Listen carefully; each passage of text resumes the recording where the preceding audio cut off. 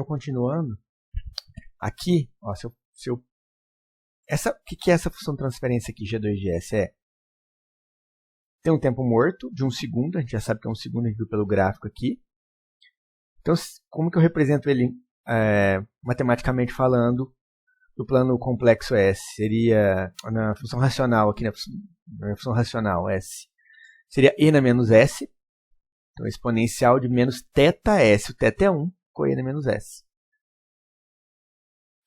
Então, quando eu estou trabalhando com Laplace, como que eu represento o tempo morto, que é uma função não linear, exponencial de menos θs, no caso, menos S aqui.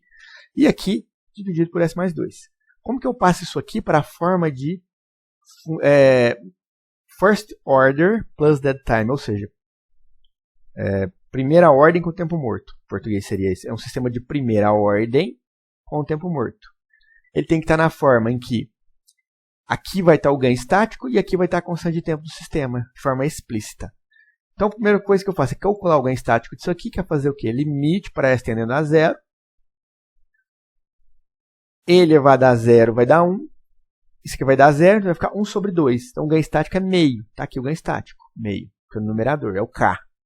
Então, isso aqui é o quê? Seria o nosso K. Então, está aqui, ó. A K sobre tal S mais 1. O K é meio. O tal esse é o sigma. Então, o tal é o inverso do sigma. Tal é 1 sobre sigma, ou seja, 1 sobre 2, que é meio também, está aqui. E e na menos tal S, θs, desculpa, θ, que é o tempo morto, que é 1, então ficou menos e na menos S, que é igual ao que estava aqui mesmo, não mudou nada. Então, isso aqui agora é a nossa planta,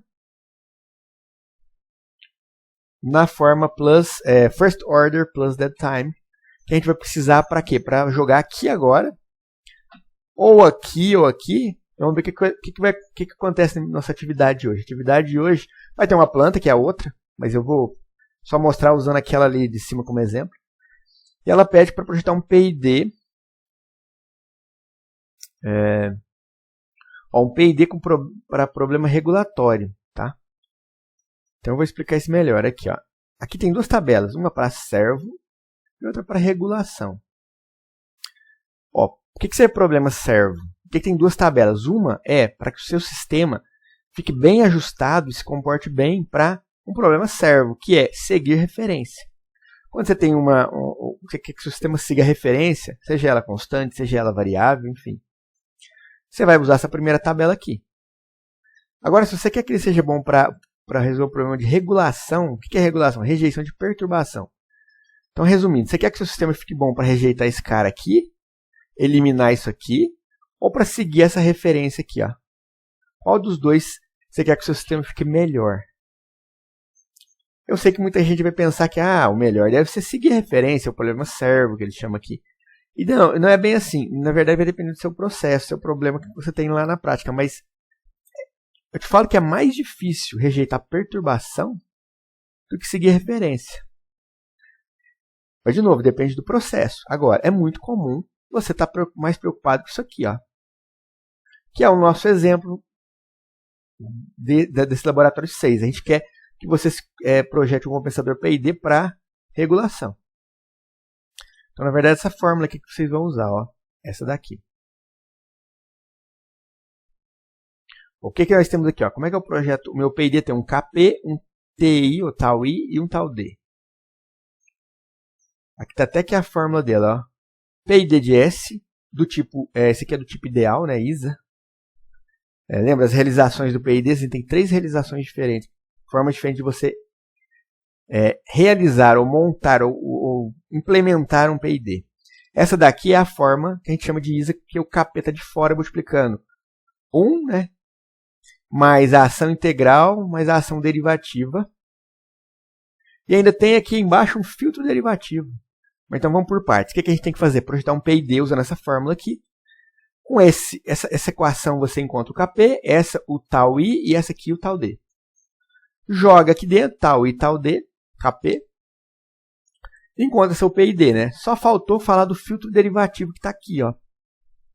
Lembra, na prática, se o meu sistema tivesse só um integral, um derivador puro, um integral puro e um proporcional, esse cara aqui, quando você encontrar essa função de transferência, teria 2 zeros em um polo só, que é o integrador. Um sistema que tem mais zeros que polos é uma função imprópria. A função imprópria ela é instável, matematicamente falando. E na prática, o que significa isso? Significa que você teria qualquer ruído de alta frequência que entrasse nesse cara aqui, seria amplificado. Porque você não tem um filtro passa baixo, não tem ninguém aqui que está pegando um sinal de alta frequência e atenuando ele. Os ruídos, por exemplo, que entrassem. Imagina um ruído entrando lá na frequência de 100 kHz. Como o seu diagrama de Bode só tem um polo na origem, eu teria que adoçar o Bode aqui, né? Um polo na origem. Então ele viria assim, ó, caindo 20 dB por década. Aí ele encontra um zero, tem 2 zeros lá. Aí ele faria isso aqui, depois ele faria isso aqui, ó. Tem 2 zeros. Um elimina o efeito do polo, o outro aumenta em 20 dB por década agora. Lá em frequências muito altas, ó, ele vai tender ao infinito. Esse ganho aqui. Então o ganho para frequências muito altas, para ruídos, é muito grande. E vai saturar seu compensador. Então isso aqui não pode acontecer na prática. Você tem que ter um valor aqui, que na verdade o ideal é fazer isso aqui, ó. Ele vinha para zero em frequências altas. Ou, pelo menos, que é o caso que acontece com compensadores. Compensadores, quando o sistema encontra um zero, ele encontra outro zero, faz isso aqui. Depois você coloca um polo lá em filtro para limitar esse ganho aqui. Provavelmente vocês não viram o diagrama de Bode ainda, mas o ponto é: função de transferência de sistemas reais não pode ser mais zeros que polos. Então o número de polos ele é sempre maior ou igual ao número de zeros. Quando você está trabalhando com filtros ou compensadores, o que a gente vai ter? A gente vai ter, em geral, o número de polos e zeros iguais, que é o que a gente vai fazer aqui agora no nosso PID. Ele tem 2 zeros, nós vamos colocar mais um polo aqui para ele ter 2 polos. E esse segundo polo é o que a gente chama de filtro derivativo. Ele tem a função de filtrar mesmo. Não permitir que frequências muito altas, que podem ter ganhos muito elevados, saturem meu compensador. Qualquer ruidinho que entrar numa frequência muito alta, sem isso aqui, simplesmente ele vai levar a saída a um valor muito elevado. Porque o ganho é muito grande e vai saturar o compensador, vai bater no valor máximo dele. Seu compensador não vai funcionar, tá? E para isso, sem muitas delongas, né? É comum você ter em controladores industriais já setado por default esse cara aqui que é um alfa, que a gente fala. Em alguns controladores você pode ajustar ele, ou em outros ele já é fixo. Ou seja, quando você está setando lá, definindo o tal D lá do seu compensador, ele já automaticamente está definindo o filtro derivativo. Então, no nosso exemplo aqui, vamos usar ele 0 uma vez. Ó, o constante de tempo do filtro derivativo é 10% da constante de tempo do seu derivativo. Então, vamos voltar aqui. O que a gente tem que fazer, então, nesse caso aqui, nessa atividade que foi passada aqui no Laboratório 6? Vocês têm que pegar essa planta, que é a planta da figura 3, que tem aqui um sistema de primeira ordem, já está na forma de constante de tempo já. O tal é 0,01 segundos, o ganho estático é 10. Para G1, para G2 é 3 o ganho estático e o tal já é 0,08. E o θ, o tempo morto, 0,1 segundos. Pegando esse cara aqui, ó, você virar nessa tabela aqui, encontra o Kp, tal I, tal D, para um PID que vai controlar essa malha externa. Bem tranquilo isso aqui. Lembrando que por que a gente está pedindo para vocês usarem o CHR aqui? Porque esse é um método muito usado na indústria para sistemas que têm tempo morto. Quando você tem tempo morto lá na indústria na prática, eles usam o método empírico. E um dos métodos empíricos, que é o que a gente adotou aqui, é o CHR, para projetar esse cara aqui.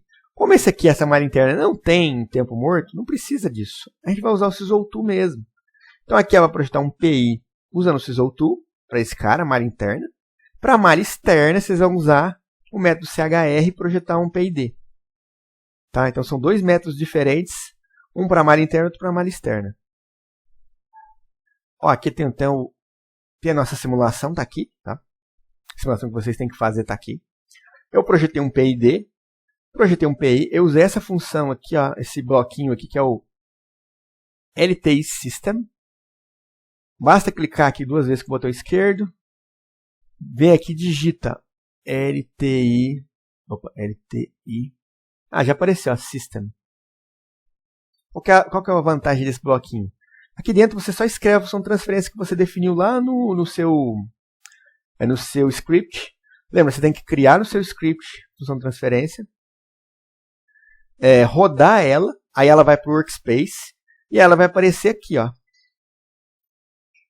Eu chamei de P. Ó, tem o PI e o PID aqui já, ó. Aí porque eu já criei no meu script, rodei, apareceu no workspace e vem para cá. Eu cliquei, ela vai aparecer aqui. Aí eu posso usar aqui, ó, que eu estou fazendo. Fica mais fácil dessa forma, tá?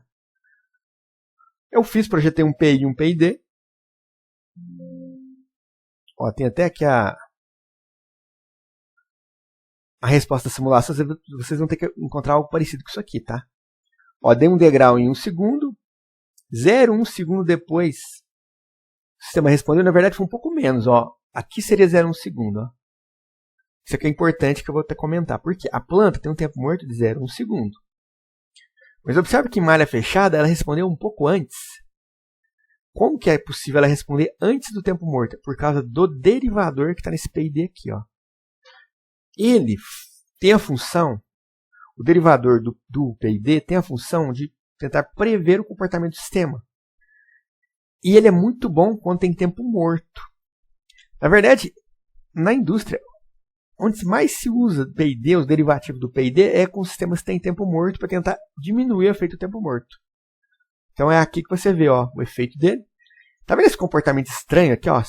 Não parece um sistema que vocês estão acostumados a ver. Se você olhar essa outra forma de onda aqui, olha como ela é mais comportadinha e tal. Essa daqui já tem uma resposta esquisita, né? Mas isso aqui é normal quando você tem tempo morto e derivativo, um trabalhando com o outro. Como o tempo morto vai tentar, o derivativo do PID vai tentar compensar esse tempo morto aqui, é normal que a resposta tenha essa cara meio esquisita, feia, às vezes com umas derivadas para cima e para baixo malucas. Isso aí é normal, tá? Acontece mesmo. E aqui está a resposta do sistema. Opa. A resposta do sistema. Considerando o tempo morto também. Considerando o degrau de referência, o tempo morto. E aqui, ó, eu apliquei um degrau de perturbação. Aqui, ó, em 4 segundos. Com amplitude de 0,25, eu acho. Olha lá, ele teve uma pequena... Saiu um pouquinho do valor de referência, mas já voltou rapidinho.